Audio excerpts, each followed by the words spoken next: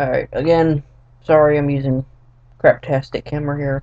My good camera battery's dead, so I'm charging it. Um, I gotta talk to you guys about something, and it's kind of something important, and it's not about gun control. Um, I got a letter the other day from my congressman, and informing me about a bill that he's a co-sponsor of, and, you know,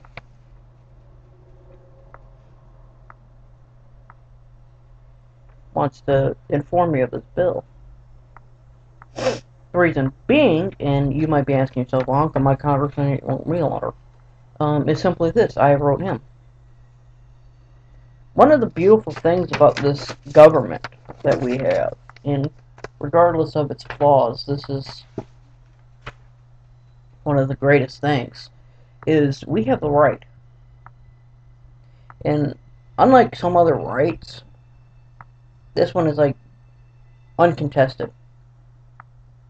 To write our state representatives, to write our state congressmen, to write our president, to write our vice president, to write the chief of staff, to write the um, chairman of the Joint Chiefs, to write the Speaker of the House.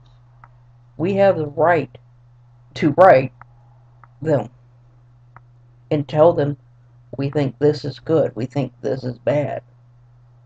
Hey, you're doing a fine job. You know, we have that right, that authority granted to us by the Constitution of the United States. And I literally am amazed when I talk to somebody. But I'm gonna use the gun control issue real quick, and I'm even gonna use the anti-gun. When I talk to somebody and I say, "Well, what have you done?" Well, I donate money to break campaign. And what have you done? Have you written a letter to your state senator saying that you believe that all guns should be banned? Well, no. Why not? Why not? I write to my congressman. I write to my state representatives and say I'm for this. I find out. I look up what bills are being submitted to Congress, and I read them. I actually read the bills, and I make a decision of one of three things: either one, I support it, I oppose it, or I need to find more about this. And then I write a letter saying, Representative Joe Bob, I support Bill 132545, the national, we're only going to use blue paper bill, whatever. Or I think it's stupid, you should not vote on this. If you vote on this, you are not representing at least one person in your state. Just let them know that, because that's how they think about things. I mean, it's horrible and it's kind of callous to think about things like this, but that's how they think. They have to. That's part of their job. Is who am I going to side with? Am I going to side with the majority of the people in my state or the minority of the people in my state? And it comes down to basically this: do they truly feel in their heart and in their mind that this law is a good thing? Like, let's say I'm going to make a crazy example. Let's say I'm a congressman from the state of Indiana, and I've got a bill. And the bill states that every citizen in the state of Indiana shall be equipped with a electronic monitoring device. 50% of the state approves it, 50% of the state disapproves it. Wow. So I'm going to have to think to myself, is this something that I believe will help whatever the problem is?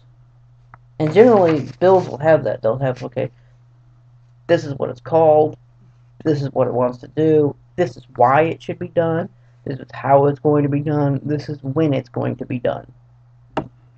And, let's say the problem is people are just running all over the state and moving and, going wherever they want to. And that's a problem because, you know, you don't want somebody from Michigan City moving to Indianapolis and people from Indianapolis moving to Fort Wayne, and that's just horrible. I'm going off the top of my head. So we want to make everybody the electronic monitoring device so we can track them at all times. When this will be done 3 weeks after the bill is signed into law. Again, 50% for it, 50% against it. I'm gonna have to think about this, and that's how it works. Because either way, you're gonna have some people that disapprove it, regardless of what. I used to say these letters from Congress, by the way. I thought that was cool. You're gonna have to think about it. And same way with you as a citizen. You look at a bill, and you do the same exact thing. You don't have to worry about getting reelected, though. Is this going to help you, or is this going to unhelp, or is this going to improve your life, or is this going to disimprove your life? Yeah, think about it. And you gotta let them know. Because that's your job. The job is to represent you as a citizen. So there you go. Get out there. Get active in your government. Quit just sitting there on your couch saying, oh, I don't like the government doing this. I've heard a lot of people bad-mouthing the President of the United States and decisions that he's made, and have done absolutely nothing to inform him of what they think. And shut up. I mean, yeah, you have a constitutional right to sit there and blabbermouth all you want. But what should you rather do? Just sit there and blabbermouth and talk? Or not? I was on Open Carry a while back. Kind of reminds me about this. And they got like little lines, you put at the end of your posts, stuff. And one of them quoted from the movie Boondock Saints 2. When the character Rocco was talking, there's comes down to two. When you boil everything away, I'm paraphrasing on this, there's two types of people. Your talkers and your doers. Talkers just talk. But it's the doers that get things done. Doers are the ones that make this country. So which one are you? Are you a talker or are you a doer?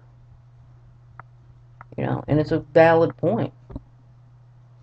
If you're against trees, okay, write your congressman. Say you want to ban trees, you want to burn all the trees, you want to cut them all down. Or, I love trees. Trees are pretty. They give me shade. They make oxygen. I breathe. Let's keep the trees. That's what you have to do. You have to let them know. Alright. Again, sorry for using the crap camera.